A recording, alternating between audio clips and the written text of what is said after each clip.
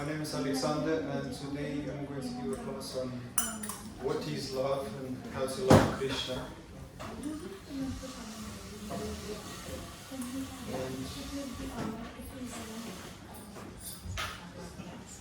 I'm going to sing Jayanam.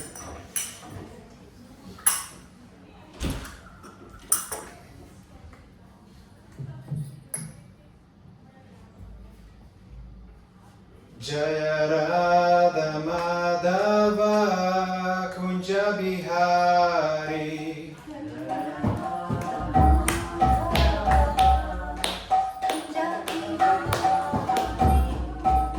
Jaya Radha Madhava Kunja Bihari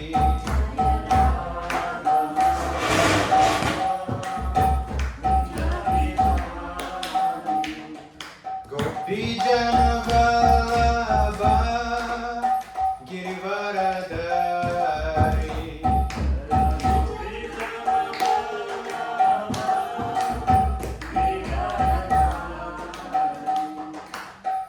Yashodanandana Braja Janaranjana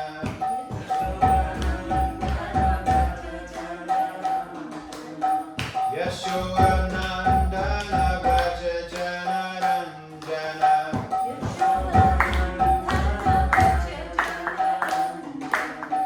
Yamuna Tira Vanachari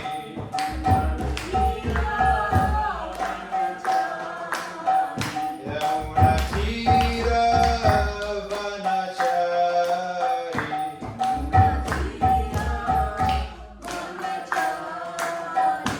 Jaya Radha Madhava Kunja Bihari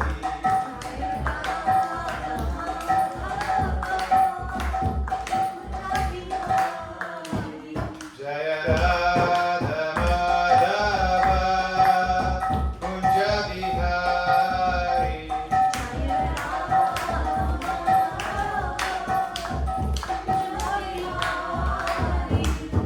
Gopi Janavallabha Girivaradari Gopi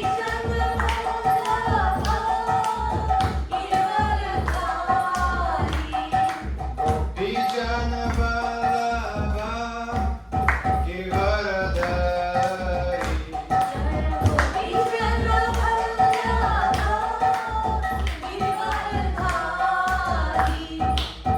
Yashodanandana Braja Janaranjana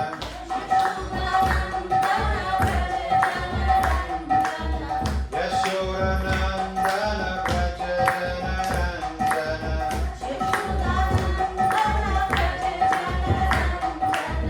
Yamuna Tira Vanachari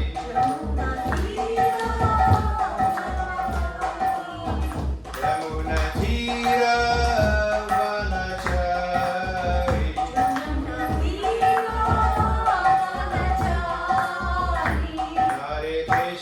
Hare Krishna Krishna Krishna Hare Hare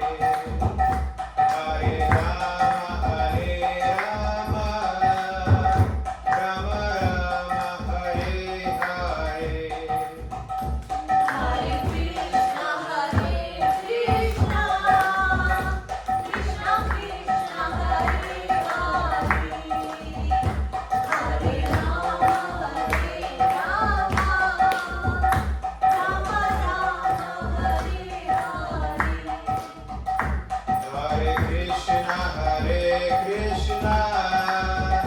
Krishna Krishna Hare Hare Hare Rama Rama Rama Hare Hare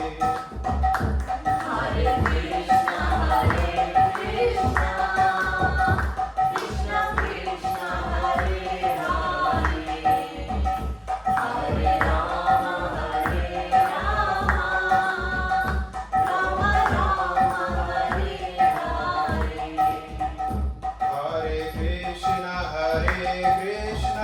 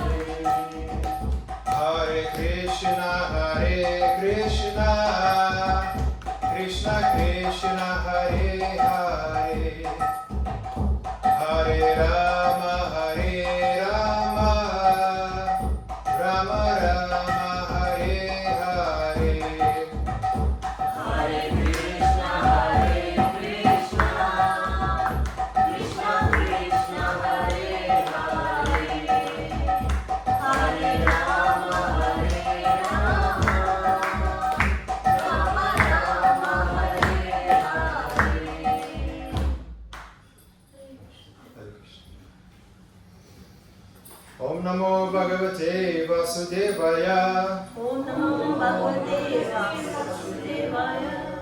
Om Namo Bhagavate Vasudevaya. Om Namo Bhagavate Vasudevaya. Om Namo Bhagavate Vasudevaya. Om Namo Bhagavate Vasudevaya. Hare Krishna, everyone.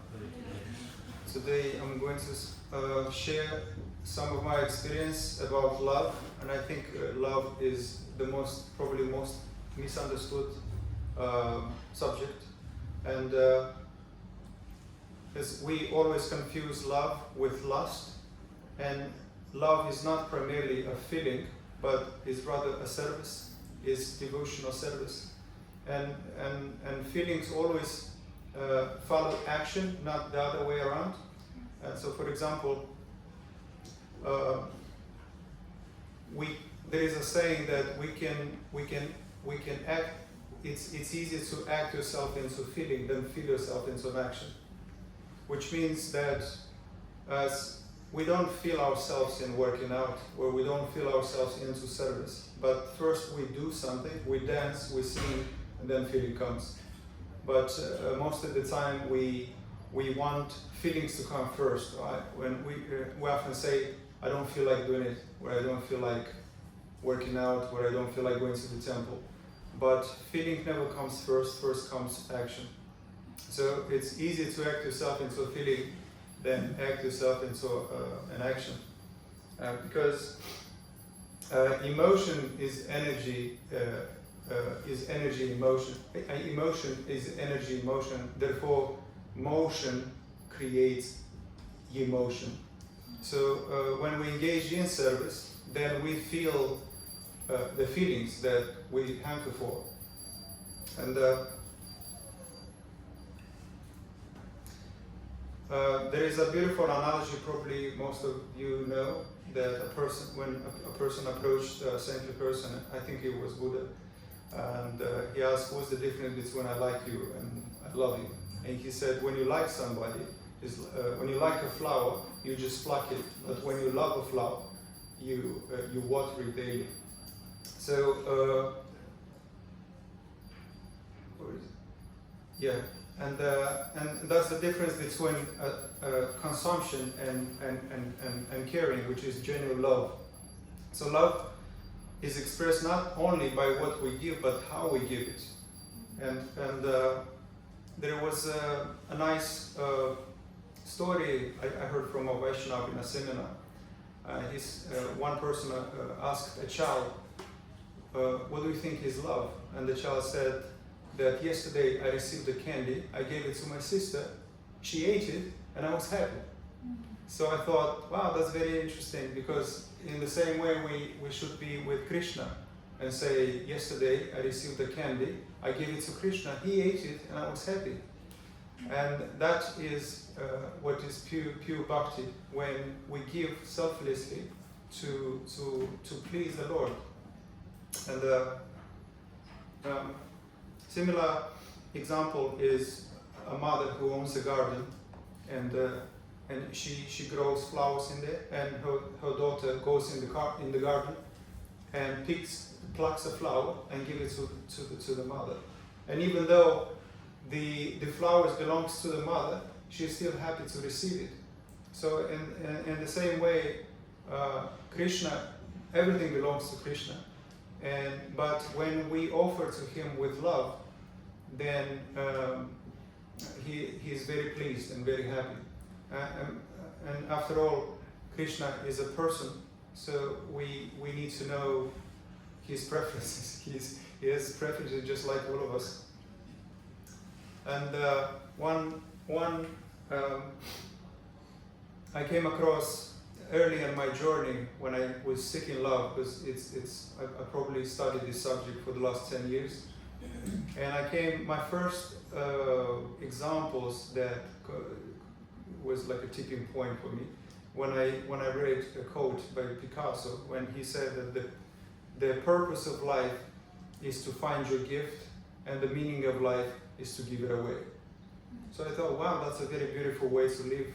And so, and it just happened that I found my gift of of guiding and coaching, and I realized that I would do that for free, and that was the greatest thing, to just to give it to especially to give to somebody who gave it to you, to the one that the original Benedictor.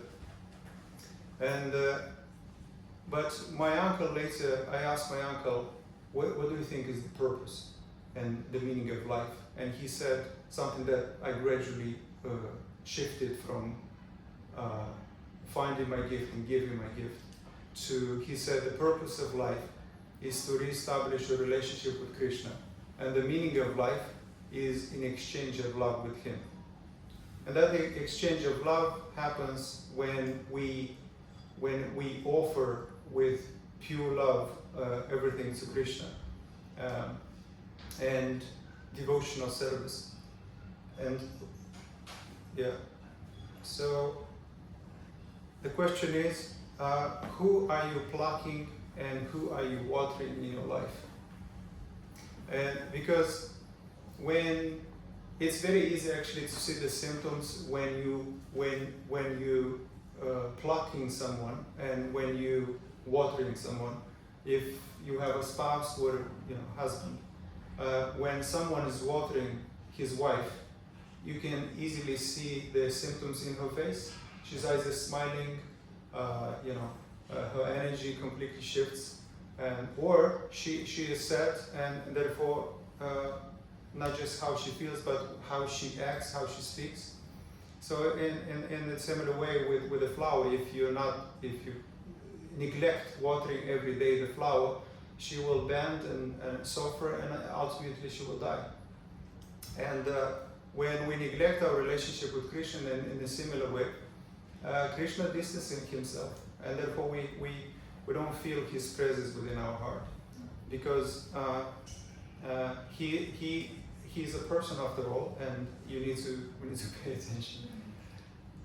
And paying attention is in other words to say is giving attention to listen and do what pleases him. And here is a verse from Bhagavad Gita that I would like to quote, which confirms this, 1865. Manmana bhava mad bhakto madhyati mam namashkuru. If you'd like to repeat that. What should okay, repeat one more time. Manmano bhava mad bhakto madhyati mam namaskuru. Manmana bhava bhakto madhyaji mam namaskuru. Mam yavashyashi satyam te pratijanya priyosi me. Mam yavashyasi satyamate pratijane priyosine. Anyone would like to recite? Anyone? Is it not there? Okay, it's okay. So the translation, always think of me, become my devotee, worship me, and offer your homage unto me. Thus you will come to me without fail. I promise you this because you are my very dear friend. And here is, I highlighted some words that highlights the how to love Krishna. Is think of me, worship me, and offer everything to me. And the purpose, the most confidential part of knowledge is that one should become a pure devotee of Krishna and always think of him and act for him. One should not become an official meditate. Life should be so molded that one will always have the chance to think of Krishna. One should always act in such a way that all his daily activities are in connection with Krishna. He should arrange his life in such a way that throughout the 24 hours he cannot but think of Krishna. And the Lord promises that anyone who is such pure Krishna consciousness will certainly return to the abode of Krishna, where will be engaged in this association of Krishna face to face. The most confidential part of knowledge is spoken to Arjuna because he is the dear friend of Krishna. Everyone who follows the path of Arjuna can become a dear friend to Krishna and obtain the same perfection as Arjuna. So as you can see, Krishna also emphasizes here that think always of him and act for him. Therefore, love is an act, like love is a service, and therefore is more precisely is devotional service. And one should always act. Here is another verse, just the translation itself, that also confirms this. In night 27, whatever you do, whatever you eat, whatever you offer or give away, and whatever austerities you perform, do that, Osana Kunti, as an offering to me. So this is how. So in essence, basically, worship means offering with heart plus action to Krishna with devotion is what is true love. Because we often say to each other, I think is this word a little bit later. Yeah. And so love is a commitment, and devotion, not just a sentiment, not just a feeling, something that you feel for somebody. Krishna wants our thoughts and action and heart to not just our emotional surges. So there are three levels of actions. We can love Krishna through thought, through speech, and through deeds. So these are three levels of actions that we need to engage, and when we do that, we purify ourselves, and so it's external and internal at the same time. There is a very popular verse, probably you heard from Bible. It has nothing to do with this, but just to it says that love thy neighbor as thyself. That doesn't mean love thy neighbor. Love your neighbor as yourself. And that people think that how can I love my neighbor?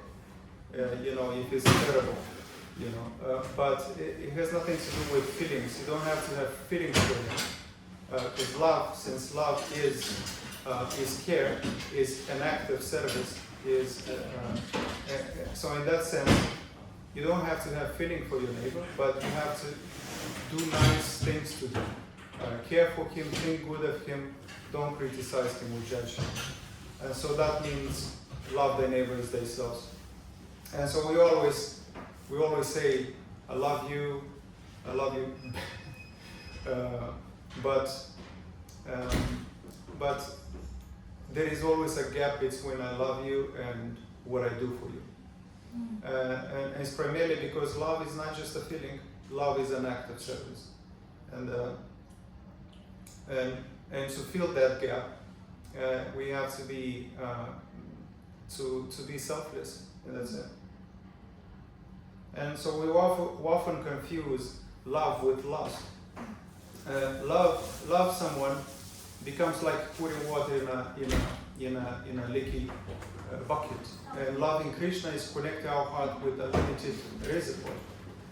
And we often, when we listen to music, such as Western music, what they usually sing about.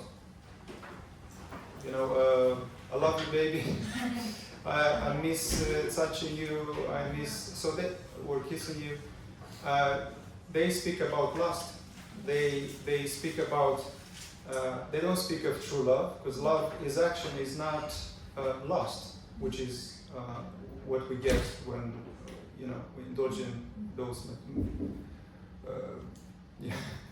bodily connection. And so the majority of music is actually futile. Is not teaching pure love. Is teaching only lust, and is promoting lust. Perhaps because it's beneficial to the business. So material love ends always in heartbreak. But when a person changes, lives or dies. But when we love Krishna, love continues beyond death. And so the question is, how do we love Krishna?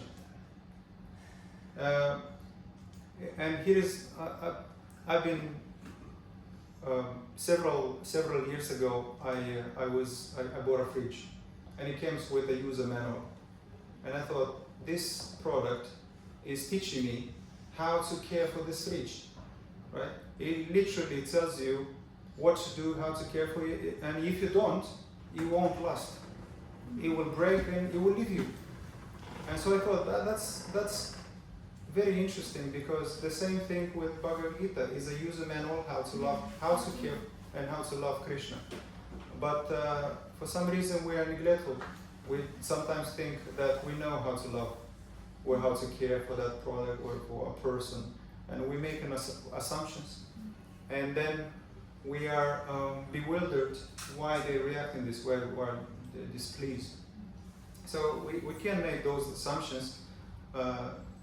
Everybody has preferences. Everybody is an individual.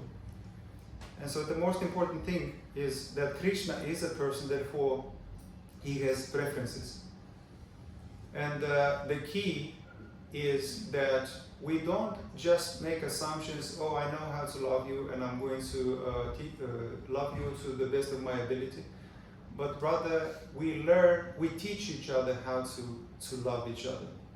And that means that we need to take instructions for one another. How would you like me to, to treat you? What would you like me to do? How can I serve you? And the same way with Krishna, you don't just assume Krishna likes whatever you like. He has a different person, he has preferences, and the best way to find out how to love Krishna is to read Bhagavad Gita or approach a spiritual master. They can instruct you and gives you the juice. So Krishna experienced pleasure when love is expressed in ways that such as him. And in the same way we learn how to love one another, discover each other, each person, how they receive love the best. And I'm going to share with you the 5 love languages that I've discovered along my journey that can be merged in a daily practice, how to love each other and how to love Krishna. And the first one, I'm not sure, perhaps somebody of you read that book? No? The first one is word of affirmation. Is some people and some individuals, they feel loved when you say something nice to them. When you give a word of kindness, of encouragement, a compliment, praising. For example, my love language, I feel loved when I'm encouraged, when people believe in me,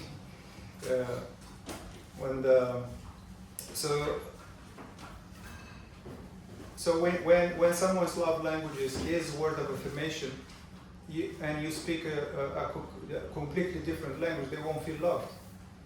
So in devotional sense, glorifying a devotee service quality sincerely, it's one word, example of words of affirmation. Offer praise and poetry to Krishna or spiritual master. And so that's the first words of affirmation, is when it's not what you do for them, it's not what you give to them, it's what you say to them. So sweet language is the key to this. And all these 5 languages that I'm going to share, we all possess, but they come in gradation. One of them is the top and great, and some are a little bit less. And the second one is act of service. Love, a lot of people, especially my mother, she feels love when you do something for her. And so no matter what you say, you can say a lot of things. You can say I love you, and you're the most beautiful, you're the most, the smartest, the most kindest, the sweetest. But if you don't do anything for them, they will never feel loved enough. Because what you do for them is more important than what you say. So often a person can tell to his wife, I love you. And she says, no, I don't. It's like, what do you mean? I just told you. I just told you I love you. And she said, well, when was the last time you did something for me? Because her love language is act of service, is not act of love. So to them is more important, even though, of course, words of affirmation is important to everybody. But we don't have to forget about the act of service, because love is service. Love is serving, and devotional service. Third one is receiving gifts. Offering are expression of the heart. So some people, especially materialistic people, they feel loved when you give something to them, and it doesn't have to be pricey. It's the intention behind it. When you put thought into it, and so in devotional service, offering flowers, fruits, or art to Krishna or to a devotee is a form of giving a gift. So he, and as it mentioned here, I think it's whatever you offer and give away, whatever austerity you perform, do that, O son of Kunti, as an offering to me. So that indicates these receiving gifts, that some of us we like to receive gifts and we feel loved whenever, even it's a small, tiny 1 pound thing, we feel loved. And so, but it's important the care and the intent more than the price. And so we can teach our children and others to offer with love, not with ego. So the fourth one is quality time. And some people, my mother's second love language is quality time. If you don't spend enough time with people with this language, they don't feel loved. You can give them things, you can serve them, but if you stay away from them, if you're distant from them, they don't feel loved. So often, a person who, for example, a woman who feels loved by the quality time, her husband will say, I love you, you know, I gave you everything, I've done so many things for you. But she said, but we never spent time together. When was the last time we went for a vacation? So, because everybody assumes that everybody feels loved the way I feel loved. And so they love the way they perceive love, the way they feel love. They think that if I feel love like this, then it's probably most appropriate if I do the same to others. Because there is a golden rule that says, treat others the way you want to be treated, right? But sometimes the way you want to be treated, it doesn't match how others want to be treated. It comes in conflict. So there is next, which is considered platinum, the platinum rule, which is treat others the way they want you to treat them. And that requires a little bit of humility to go on to, okay, you know, it's not everybody likes the same, has different preferences. Therefore, I need to speak to them in their own love language. So, in devotional service, this can be among devotees. We can read scripture and chant japa together. Intimate, deep, soul-based conversation regularly with each other. This is one way of feeling connected, feeling loved, and especially those. It has to be a combination of all five, essentially. Words of affirmation, active service, quality time together. And the last one is physical touch, spiritual warmth and connection. And some persons, especially men, they feel loved by physical touch. It's not what you do to them. They don't need so much. Some of them don't care about words of affirmation. Although I think the majority of men, words of affirmation is one of the top. They want to be encouraged, praised, and admired. That's what we like. And so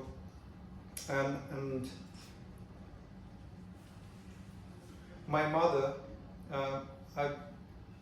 the closest experience to me is my mother. I never knew her, I was not aware of her love language before.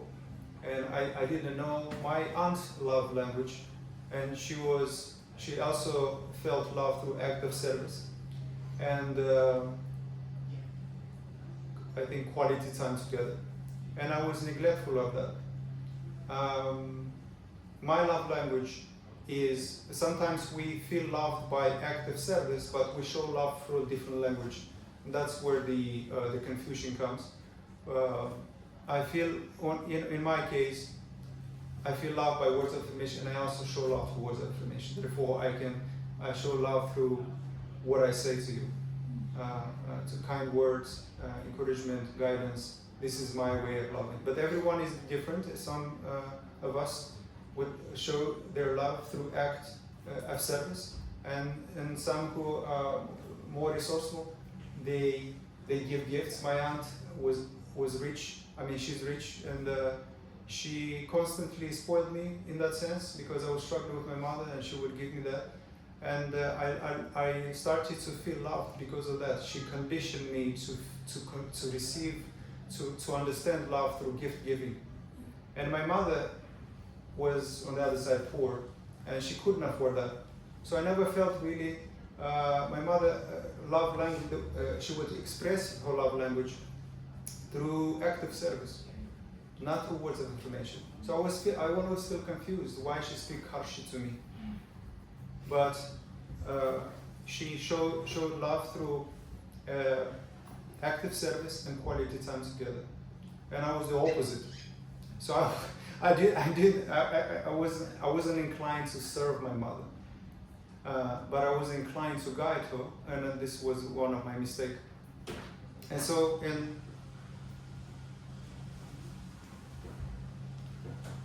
So how to know your primary love language is to ask these simple two questions. What do I complain about most, and what makes me feel most appreciated? Usually, if you ask somebody, how do you feel loved by your parents or by your spouse, they immediately will tell you in their love language. Well, if it's the words of affirmation, they will say, I feel loved when she says this to me, or if it's an act of service, when she does these things to me. And if it's quality time, then when we spend time together, when we gather and we go for a vacation, that's how I feel loved. And kids who feels loved through quality time together and their parents always away, they never feel loved by their parents, because their parents think, oh, I just gave them gifts, I give them money, they should feel loved. But this is not their love language. So we should always we shouldn't speak in our own language when we try to love another. And how we can apply this love language to speak in their language, not ours. Real love is selfless, and selfless doesn't mean you don't think of yourself. You just think that you're thinking less of yourself. And so speaking in the language of other person understands even if it's not your natural way. And we can use the same 5 languages to love Krishna. And we can, words of affirmation, we can glorify His name. We can engage in conversation about the Lord, which is words of affirmation.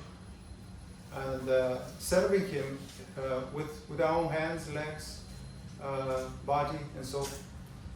So engage in our devotional service. And so in this way, a combination of the 5 is how Krishna feels love, through words of affirmation, through chanting, reading, speaking about it, having discussion about it, praising, words of encouragement, and receiving gifts. Krishna also loves to receive gifts, and so we can offer to Him fruits, vegetables, and grains, and flowers. He only accepts that. And spending time together, where we should come to the temple and Krishna, this is the fourth language, how Krishna and everybody, all of us feels love when we spend enough quality time together. We don't neglect that because most of the time we speak our own languages and we make assumptions that everybody most likely wants the same thing and feels the same thing, but this is not true. Everyone has different preferences, and we need to be humble enough to learn their language. And it's actually very simple to find out. You just ask how do you feel loved, and they will describe in their own love languages. Yes, and long to embrace Him with meditation is one way we can use the fifth love languages, because the three levels of realization, which is Paramatma localized, is compared with warmth. So that warmth we can get to that realization when we feel the warmth, the presence of Krishna, if we speak all these five languages, is to glorify Him, do some service for Him, offer Him some gifts, spend time with Him and His devotees, and meditate, chant the holy name of Krishna. And so we can use these languages to also heal conflicts, because often miscommunication happens because we don't express the love the other person feels. I think it's probably ignorance that we are too self-observed and we focus too much on ourselves, and we often enter a relationship with the thought, what can I receive from Him, instead of what can I give.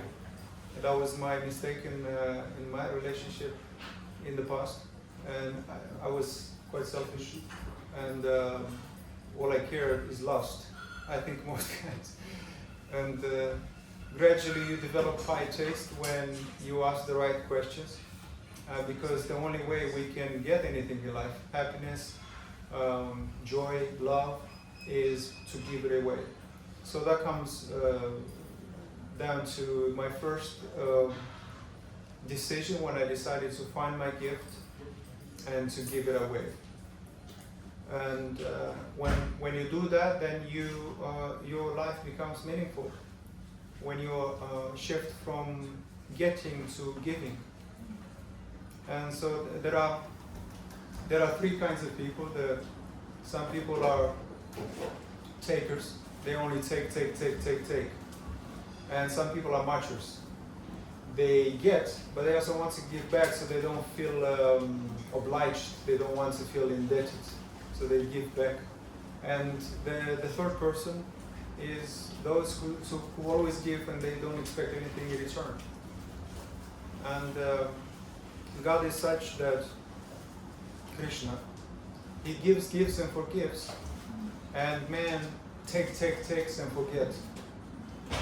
Yeah, so we definitely need to be grateful. Yesterday I heard in the morning a very nice quote from Prabhu in the morning class. He said that if you're not grateful, you are a great fool.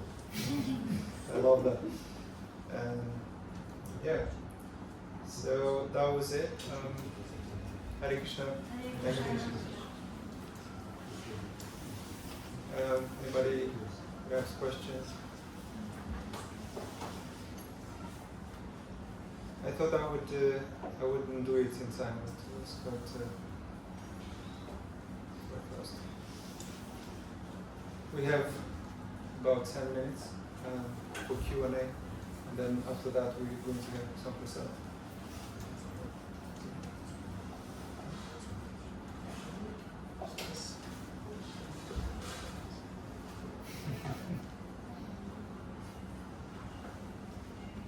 Any questions? Perhaps for devotional service, anything? Yeah. You know how you were saying that this last part that we give, we should not expect anything in return. And sometimes I find myself in a situation where I'm giving. Deep down I don't expect anything in return, but sometimes I'm thinking if I give, I will receive. So it's a little bit of like, and then I don't know because I'm thinking, because I know, usually more we give and more likely to receive more. But at the same time, I don't want to give with that expectation in return. Yes. Like, how can I make sure that I'm just like, just purely giving, Thank you for your knowing without knowing. Yeah. I think it's good to remind yourself of who you're doing for. Always remind yourself this is not for me, this is for Krishna. And when you do that, then that doesn't become a karmic, it becomes a liberated activity. I think whenever I give, I think of the fruits of my activity as a charity. And when I give a charity, I don't expect anything in return, even though I know this is the law of sowing and reaping, what you give, you receive. But you don't always receive exactly what you give. Sometimes you receive 10 times better. So if you give resources, you might receive knowledge, or you might receive mercy. So giving, it's not just I give $1, I receive 10. It's not necessarily about money. Or if you give love or you give kindness, because you can also give that externally on the level of deed and on the level of thought. You can pray for someone's happiness, for someone's health, for someone. This is part of giving internally. Because sometimes people think, well, how can I give when I don't have enough? So when I'll have this much, then I'll give. So they're waiting. It's called destination disease. But we should start giving in thought. We can be very generous in thought. And when we become generous in thought, then we attract, mercy. And so the best for me, at least where it worked, is in order for you to give up on the fruits of our activities, to think, I know I'm going to receive. But you should always, I always think of that as charity. This is I'm giving for Krishna. It's not for me. I don't need anything, especially in this material world. Because if you want something back, then that's called karma. Have I answered? Yeah, so just to conclude, so just the fact that I understand karma, as long as I always come from a place of just giving without expecting, you will go on that route, right? If expectations bonds us, it doesn't liberate us.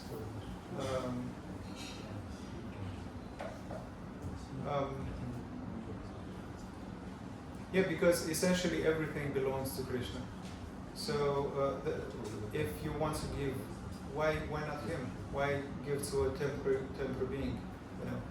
I think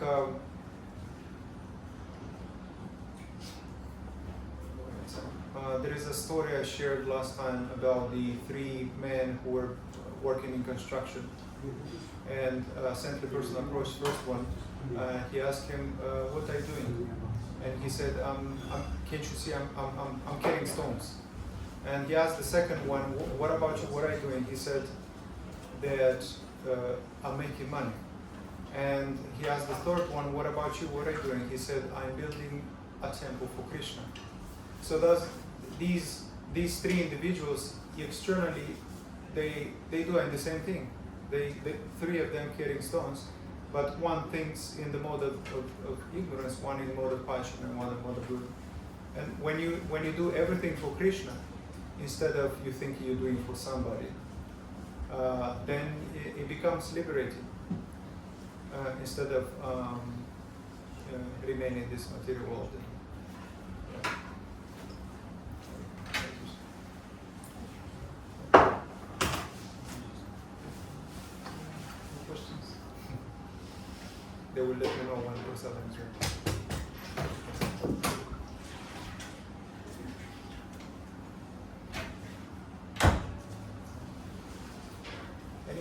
It doesn't have to be with the subject. Usually, devotees who teach, they prefer the answer to be about the subject, so you won't get carried away in things. I have a question. Yeah. Instead of we are want something in return from somebody, is there any difference between asking for a help or to get in your return from something? Can you clear that? Yeah, for example, I have someone and I need a help back. So is it any different or is the same thing you are expecting something from the person? No, if you want some help, you can ask for help. I think it's based on the law of asking you should receive. If the very least that we can, if we want something, we ask. If we don't want, then how are you going to? At least the very thing that, but the act of asking is at least you have the chance to get it, right? If you never ask, nobody knows. But obviously Krishna knows everything. So, in terms of a broader perspective, Krishna knows within what's in your heart. And but when it comes to individuals, I think you should ask. It's part of communication, interaction, serving one another. We should always ask Krishna, but do you think we should also make some efforts to, for example, Krishna knows everything, but we need, we want, right? So if he knows it, but still we have to ask for it, put some efforts to know, to have something. There is a saying that if you don't like what you're getting, perhaps you should focus more on what you're offering. Yes. Yeah. So it's